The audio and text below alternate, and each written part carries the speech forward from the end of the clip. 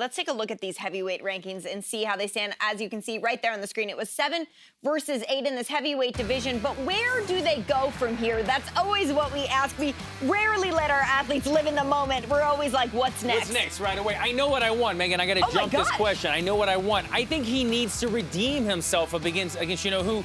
Derek Lewis, number 5. He's ahead of him in the division. And look, a lot of these guys probably have fights. I get that. But the Derek Lewis fight, I bring that one up because that's a fight that he was in the driver's seat. He was winning this fight the entire time. He got lackadaisical in this fight, threw one too many knees, got caught with a Derek Lewis overhand right, put him down, the fight was over. That's one that I know he wishes that he had back, and this would be a great one to rebound as well. You know, and I know there was a quick turnaround from the Aspinall fight, but I think this is a good moment for him, even though he came out of both of these fights relatively unscathed between the Aspinall fight and this fight against Jairzinho Rozenstruik. But this is a good moment for him to kind of let some of these fights play out. A lot of the guys in the heavyweight division are matched up right now. So if I'm Alexander Volkov, I'm going to sit back. I know Derek Lewis is fighting at 277. The rest of these guys are all booked up. So let's see how these fights kind of play out, because as of right now, the only person available that's ranked ahead of him is Stipe Miocic, and we don't know what's going on with him. We don't want to tread that water, but nonetheless, there's a lot of good options going forward for Alexander Volkov. Excellent points by both of you. In terms of Jairzinho Rozenstruik, obviously this is not the type of skid that he wants to be on. But Alan,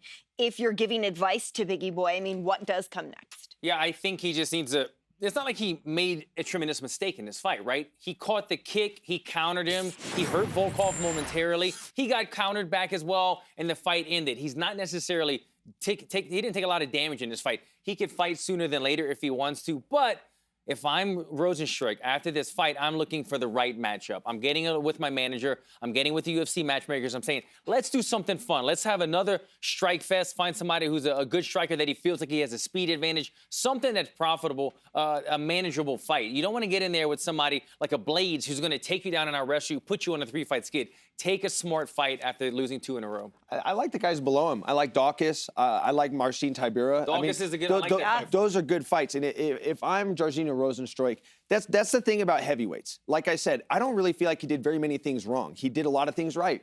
But it's just these are heavyweights. When these guys start slanging, anything can happen. It doesn't take a big punch. It could be a short shot. It could be a big shot. So for Jairzinho, don't hang your head too low. This is a heavyweight match. And when you match these guys together, I mean, it doesn't take a lot to put your lights out. So I think for Jairzinho, sit back, maybe see what's going on with Tybura, see what's going on with Dawkins, and go from there. But, you know, he doesn't need to rush back in there, in my opinion. Thank you for watching ESPN on YouTube. For live streaming sports and premium content, subscribe to ESPN+.